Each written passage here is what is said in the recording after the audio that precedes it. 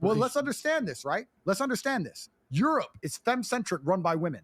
The men are effectively women. There is no masculine man inside of the Hence why Europe is falling, because women can't be leaders.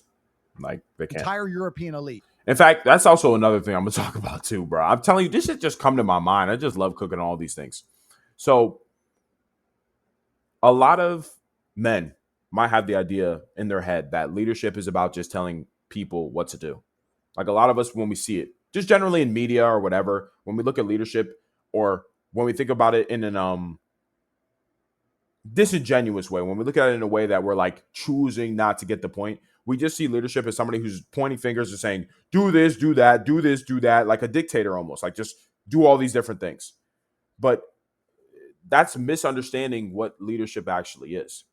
Leadership is being willing to take on the most pain and suffering on behalf of other people. Because think about it, when you're a leader. When you're a leader, you're not only thinking about your own well-being and your own capabilities and your own control over certain situations, you're also thinking about how this affects everybody else as well. When you're a leader, it means that you have to care about yourself and everybody else all at the same time. Compared to when you're not a leader, you just care about yourself and are concerned with what a leader above you tells you to do. Right?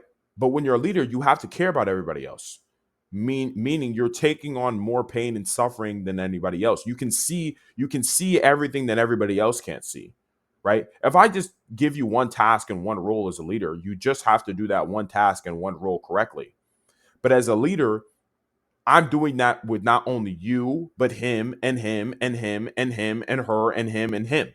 So now I'm concerned about all these different people while also making sure that I'm on the ball. And I have nobody to go to for my problems and issues that I'm dealing with when I'm in a leadership position. Like, when you're in a leadership position, you don't get to go to anybody else for your problems. You have to fix them yourself because you're the leader. But on the other hand, everyone else comes to their who does everybody else go to when they have problems? You. So not only do you have to be taking care of yourself and your own capabilities and abilities, you have to take care of your own problems while also taking care of everybody else's problems at the same time. All at the same time. That's really what it means to be a good leader. You take on more suffering than everybody else to make sure everybody else doesn't have to suffer, so they can focus on doing the one or two few things that you need them to do. That's what good leaders do. Good leaders are willing to sacrifice more than everybody else. That's what makes a good leader. That's what makes a good leader. A lot of people just have this. A lot of people see bad leaders. They see leaders who are complaining about people under them. You see this in any sector of anything, whether you're on a sports team or whether you see it, on a job site for whatever job you have as an employee, and you're seeing the way the boss acts. A lot of people see bad leaders, like leaders who are complaining all the time, crying, being annoying, blaming people or whatever, pointing fingers, telling people what to do, having this like almost tyrant mentality when it comes to telling people what to do. But nah, good leaders are just willing to take on more pain than anybody else. That's what a good leader honestly looks like. The best leaders are always willing to take on the most pain and suffering. So you as a man, if you want to be a leader in your own life, if you want to be a leader of your future family, if you want to be a leader on your job site, if you just want to be a leader of anyone in general, it's not about, oh, I get to tell everybody what to do. No, you should think about it. I get to take care of everybody else's problems so they don't have to take care of their own. And they can focus on doing what they need to do to be able to perform.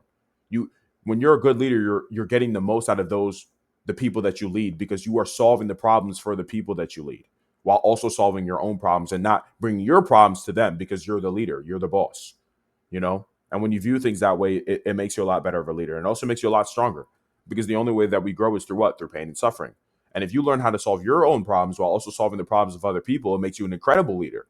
Now nobody has to worry about anything. That's the truth. That's what everybody wants out of a leader. Let's be honest. If a good leader, even think about it for yourself when somebody's leading you. You would love to have a leader who's not coming to you with any problems, not complaining about you, not doing any of these kind of things, but it's just telling you, hey, do this because it's important. Do this and I'll take care of the rest of this. Do this and I'll take care of the rest of this. You want a leader like that. Wouldn't you not? You'd want a man who's treating you like that, right?